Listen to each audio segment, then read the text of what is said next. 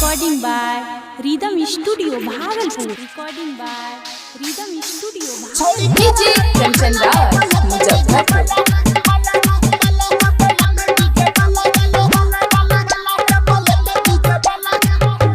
देखै में छौड़ी लागल छी गे सुपर गजब लागै छी गे देखै में छौड़ी लागै छी गे सुपर मन कर चढ़ जइयो तोरा ऊपर पड़ल छी हमरा से पाला छौड़ी करे लगी हाला जबल तो डीजे वाला छौड़ी करे लगी हाला जबल तो डीजे वाला हे गे करे लगी हाला जबल तो डीजे वाला देखै में छौड़ी लागै छी गे सुपर गजब लागै छी गे देखै में छौड़ी लागै छी गे सुपर मन कर चढ़ जइयो तोरा ऊपर पड़ल छी हमरा से पाला छौड़ी करे लगी हाला जबल तो डीजे वाला छौड़ी करे लगी हाला जबल तो डीजे वाला हे गे करे लगी हाला जबल तो डीजे वाला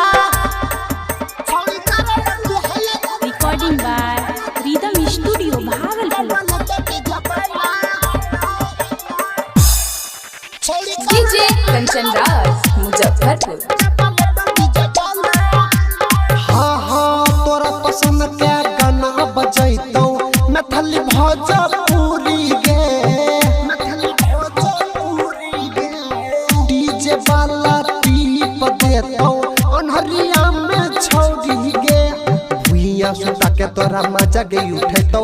गाना पे छौड़ी तोरा खूबे गे नचैतौ खूबे ले कहू मजा छौड़ी है गे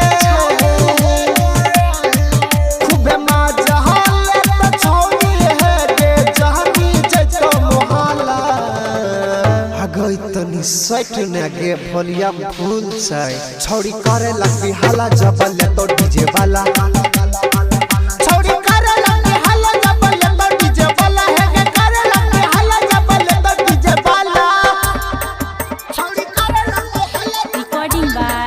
Rhythm Studio Bhagalpur. DJ Kanchan Raj, Muzaffarpur. हाँ हाँ राहुल रोहित ले जर जलैतौ चोल के ऊपर गे हाँ रीत सादे हाथी छौड़ी चपतौ ऊपर गे देखी के जवानी तोरा छोड़तौ गे पानी छौड़ा सब अपन करतो मन मानी देखी तो हर इस्माइल है गे देखी तो हर इस्माइल छौड़ी लाग जइतो तोरा पाला हे गई तनी मान गे छौड़ी करे लगी हाला जबल तो डीजे वाला